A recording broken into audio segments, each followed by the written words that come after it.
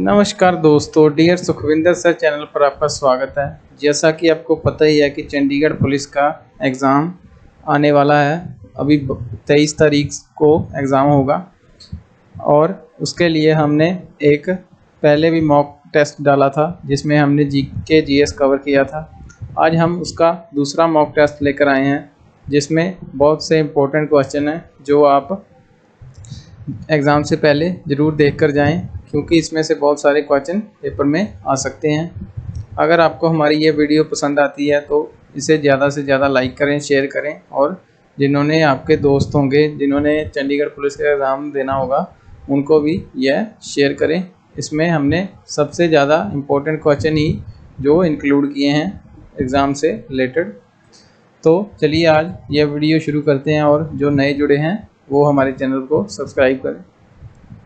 सबसे पहला क्वेश्चन है, विश्व बैंक ने राष्ट्रीय आय के अनुसार अर्थशास्त्र को कितनों भागों में बांटा है? तो विश्व बैंक यानी कि वर्ल्ड बैंक, उसके बारे में भी कुछ बातें ध्यान में रखना कि वर्ल्ड बैंक की स्थापना कब हुई थी? 1944 में यानी 1944 में।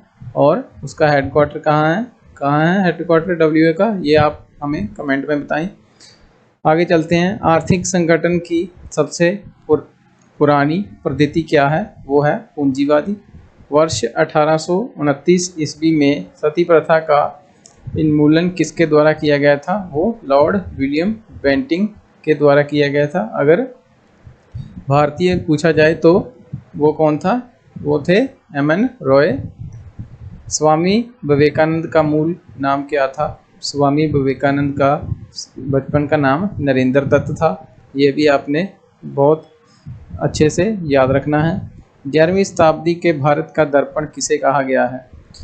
किताब उल हिंद को 11वीं सदी के भारत का दर्पण कहा गया है। आगे बात करते हैं, ग्रामीणी किससे संबंधित है? वो अजान वाले, सॉरी यहाँ पर गलत लिख हो गया, यहाँ पर अनाज आना था, अनाज वाले पौधों से संबंधित है।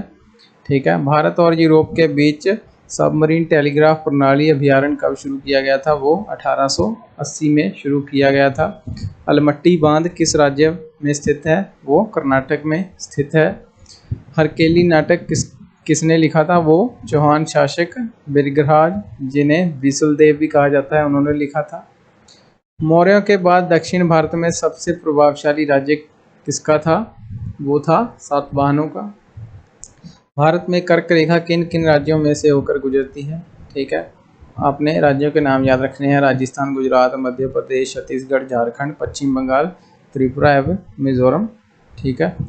आपसे ऐसे भी क्वेश्चन पूछा जा सकता है कि भारत में कर्क रेखा जो है किन राज्यों से होकर, कौन सा राज्य है जिसमें से कर्क रेखा नहीं गुजरती? नीचे 4 ऑप्शन होंगे, इनमें से 3 ऑप्शन होंगे और एक नहीं होगा। जो एक नहीं होगा वो ही आपका आंसर होगा। भारत के दक्षिणी शोर को क्या कहते हैं? भारत के दक्षिण साइड जो पॉइंट है उसको क्या कहते हैं? उसको इंदिरा पॉइंट कहते हैं। ठीक है।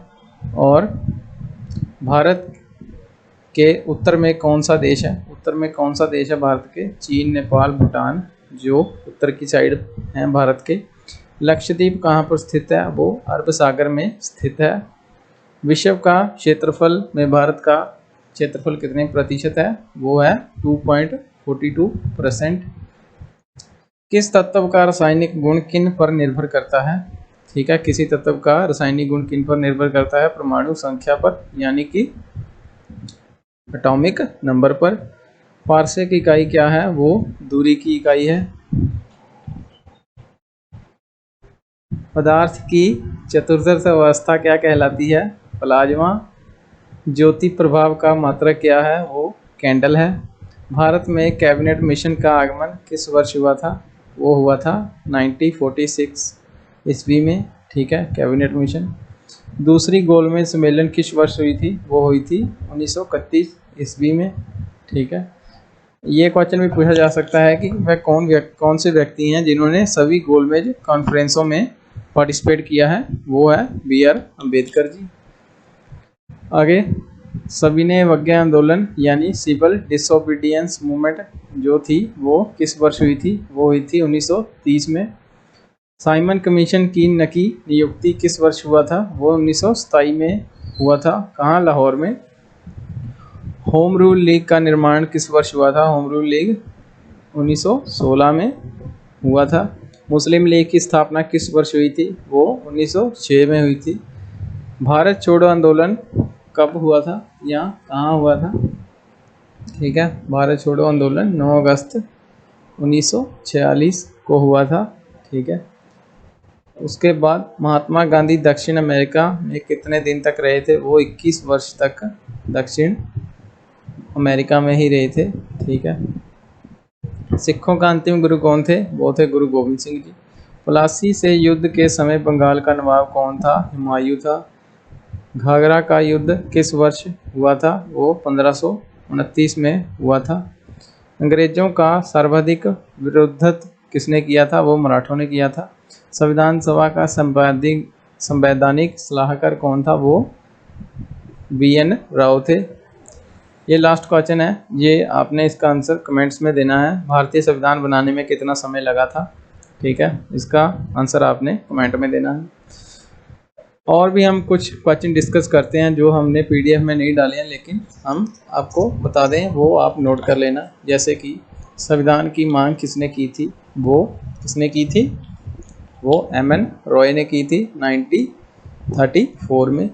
ठीक है, उसके बाद बात करते हैं कि भारतीय संविधान को बनाने के लिए किस कमेटी का गठन किया गया था? वो ड्राफ्टिंग कमेटी का गठन किया गया था।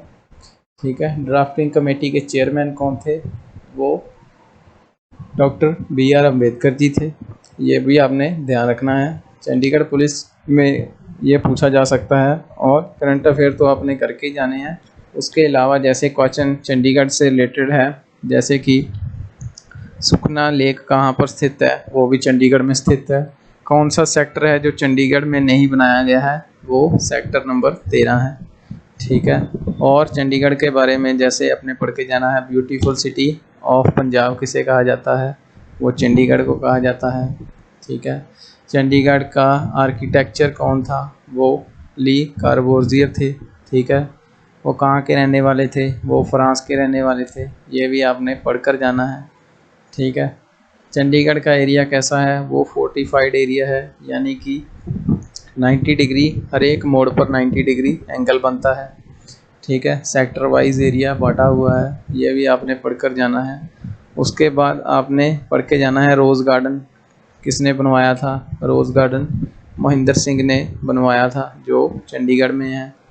उसके बाद आपने पढ़कर जाना है कि जो सुखना लेक है वो एक किस तरह की लेक है? वो एक आर्टिफिशियल लेक है जो मनुष्य द्वारा बनाई गई है, यानी अपने आप नहीं बनी है। ठीक है, उसके बाद आपने पढ़ के जाना है जैसे हिस्ट्री के मोस्ट इम्पोर्टेंट क्वेश्चन है जो कि पर्सनैलिटीज़ या फ्रीडम स्ट्रगल से रिलेटेड है, जैसे कि लाला लाजपत राय की मृत्यु कब हुई थी?